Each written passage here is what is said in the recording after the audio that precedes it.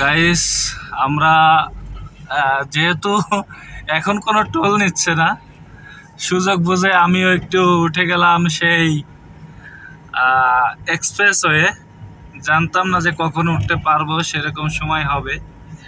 তো আজকে সেই রোডে উঠে গিয়েছি এবং আমি একটু সুযোগ করে ভিডিও করে নিচ্ছি। কোনো জায়গায় দাঁড়াচ্ছি না, যেহেতু রাত্রের বেলা ফাঁকা রোড, অনেক জায়গায় ঝামেলাও হইতে পারে। তো সেই হিসেবে আমরা এগিয়ে যাচ্ছি টানের পরে। উস্তাদ একটু ট্রেনে চালান, যেহেতু এই রোডে এখন রাত্রের বেলা। তো যাই হোক, আজকে আনন্দটা আমার ভালোই লাগতেছে। আমার নিয়ত ছিল, যদিও আমি বাড্ডার দিকের থেকে আসছি, আমার নিয়ত ছিল যে যত কষ্ট হোক আজকে এলিভেটেড এক্সপ্রেসওয়েতে উঠবো। তো আমি একটু ঘুরেই যাচ্ছি, তো বেশ ভালোই লাগতেছে, কোনো টাকা পয়সা লাগতেছে না। আর অন্য সময় তো টাকা লাগে। টাকাটা বড় কথা নয়, আসলে আমার এই রোড ব্যবহার করার দরকারই পড়ে না, কিন্তু আজকে আমি সুযোগ বুঝে, যেহেতু নিচেই অনেক জাম, এখান থেকে মহাখালী রোডে অনেক জাম, তো আমরা এই রোডে আসছি। এই রোডে কোনো জাম নাই। আর বিশেষ করে সরকার ভালোই কাজ করছে, কিন্তু অনেক মানুষের জীবন শেষ করে দিচ্ছে। তো সেই হিসেবে এক হিসেবে তাকে খারাপ বলবো, এক হিসেবে ভালো বলা যায়। কিন্তু হয়তো তাদের যে নেতাকর্মীরা আছে, যে পরিমাণ টাকা মারছে এক একজনে, যদি এই পরিমাণ টাকা না মারতো তাহলে হয়তো আমাদের বাংলাদেশটা হয়ে যাইতে পারতো, মনে করেন যে সিঙ্গাপুর হয়ে যাইতে পারতো। যে পরিমাণ টাকা আর কি এখান থেকে মারা হয়েছে বাংলাদেশের নেতাকর্মীরা। শেখ হাসিনা কতদূর করছে কি না জানি না, কিন্তু ইসের থেকে নেতাকর্মীরা, অন্য অন্য নেতাকর্মীরা করছে, এটা শিওর। তো যাই হোক, ছাত্রদের আন্দোলনের ক্ষেত্রে আমাদের যে বিজয়, এই বিজয়টা আসলে অত্যন্ত খুশিময় বিজয়। কারণ আমরা আওয়ামী লীগও কেউ চায় না অনেকে, আবার বিএনপিও অনেকে চায় না। সেক্ষেত্রে দেখা যাচ্ছে যে তারা নতুন প্রজন্ম তৈরি করতে যাচ্ছে, নতুন দেশ গঠন করতে চাচ্ছে। তো আশা করি তাদের এই সাধুবাদ জানায়। আমি যে ঢাকা থেকে ঘুরে আসলাম, তারা যে কষ্ট করতেছে, অনেকে সিগন্যালের দায়িত্ব, অনেক কিছু পালন করতেছে। তো এই একটা যে বিষয়টা, এই দেখেন, তাদেরকেও কোনো হাজিরা দেওয়া হচ্ছে না, তাদের কোনো বেতন দেওয়া হচ্ছে না, তাদের খাবার দেওয়া হচ্ছে না, কিন্তু তারপরেও যে তারা এই কষ্ট করতেছে মানুষের জন্য।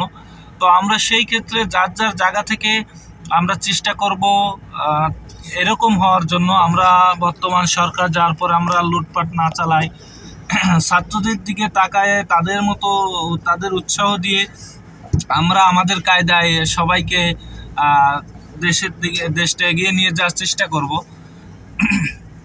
তো আসলে ছাত্রদের এই যে 9 দফা, এরপরে ছিল কয় দফা, এই করতে করতে তখন 1 দফায় আসে পৌঁছায়। তারা আসলে সিদ্ধান্তটা অবশ্যই ভালো নিছে, তারা যেটা ভালো মনে করছে সেই সিদ্ধান্তটা নিছে। তো ছাত্রদেরকে সাধুবাদ জানায়। আর তারা যে কষ্ট করতেছে, আল্লাহ তাআলা এই কষ্টের ফসল তাদের দিক।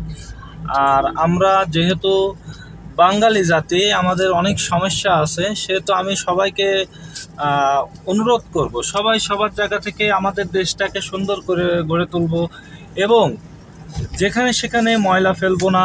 দেখো না, এই যে রোডটা আমি আছি, রোডটা কত সুন্দর আছে। যদিও বা আমি যতদূর ধারণা করছি যে এই রোডে ততটা মানুষের চলাচল হয় না, তত গাড়ি চলাচল হয় না, সেরকম লাগে না। তার কারণ দেখা যাচ্ছে এই রোডে চলার পরেও আবার পরবর্তীতে আসে যে সেই নিচে নামার সময় জাম ঠেলা লাগে, টোল দেওয়ার সময় অনেক গাড়ি এক জায়গায় হয়ে যায়, তো সেক্ষেত্রে একটু ঝামেলা হয়।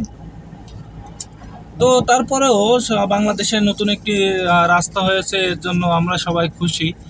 তো সরকার যে বাজেটগুলো পাশ করে দিয়ে গেছে, কিন্তু সে তার বিভিন্ন কথার কারণে আজ তার এই যে পতন, তো নিজের কপাল সে নিজেই পোড়াইছে। তো তার ভিতরে একটা কথা হচ্ছে, সে যে বলছে যে ছাত্রদের দমন করতে আমাদের ছাত্রলীগই যথেষ্ট। তো এই যে একটা কথা, এই কথাটা মানুষকে অনেক কাঁদাইছে যে আজকে ছাত্র থেকেই ছাত্রলীগ নাম হয়েছে। তো সেই জায়গা আমাদেরই এই ছাত্রলীগ দমন করার জন্য এরকম করতেছে। তো এটা আসলে খুবই একটা বিষয়। আবার সে রাজাকারের বাচ্চা বলছে, মানুষকে হৃদয় ক্ষরণ হয়েছে যে আমাদেরকে এরকম একটা কথা বললো। আবার বলল যে এখানে বিএনপি জামাত মিশে গেছে।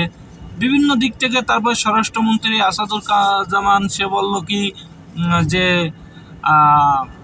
আমাদের এই আন্দোলনে পুলিশের গুলিতে কেউ মারা যায় নাই। তো এই যে যে মিথ্যা কথাগুলো, সরকার কিন্তু পারত ইচ্ছা করলে এটা থামাই দিতে এবং সবাইকে বলতে পারতো যে না আসলে যেটা হয়েছে আমরা এর জন্য আন্তরিকভাবে ক্ষমা প্রার্থী। তারা এটাভাবে করতে পারতো, কিন্তু তাদের ভিতরে এই অনুপ্রেরণা কোনো কিছু পাওয়া যায়নি, যার কারণে ছাত্ররা এত দূর এগিয়ে গেছে। তো যাই হোক, আল্লাহ যেটা করে ভালোর জন্য করে, বান্দার মঙ্গলের জন্য করে। আজ না বোঝা গেলেও 2 দিন পরে বোঝা যাবে। তো এই মুহূর্তে দেশের পরিস্থিতি যেহেতু ভালো না, আমরা সবাই সবার জায়গা থেকে আসলে আমরা বিভিন্ন ক্ষোভ নিয়ে আজকে আওয়ামী লীগ এতদিন ক্ষমতায় ছিল, আমরা তাদেরকে মারার চেষ্টা করতেছি। বিএনপি যারা আছে, বিএনপি ক্ষমতায় আসলে এখন আওয়ামী লীগকে মারার চেষ্টা করতে। এই যে প্রতিহিংসার রাজনীতি আমাদের বাংলাদেশে, এই রাজনীতিটা আসলে বন্ধ করা উচিত। প্রতিহিংসার যে রাজনীতি, এটা আমাদের বন্ধ হওয়া উচিত। তাহলেই আমাদের সোনার বাংলাদেশ গড়ে উঠবে। আর আসলে একটা ব্যক্তি খারাপ হইতে পারে, তার পুরো ফ্যামিলি খারাপ না। একটা ব্যক্তি খারাপ হইতে পারে কিন্তু তার পুরো ফ্যামিলি খারাপ না। কিন্তু আমরা খেয়াল করে দেখছি যে আমাদের সর্বক্ষেত্রে আমরা ব্যক্তির যে দোষটা আমরা পুরো পরিবার উপরে আমরা সেই বিষয়টা ক্রিয়েট করি। তো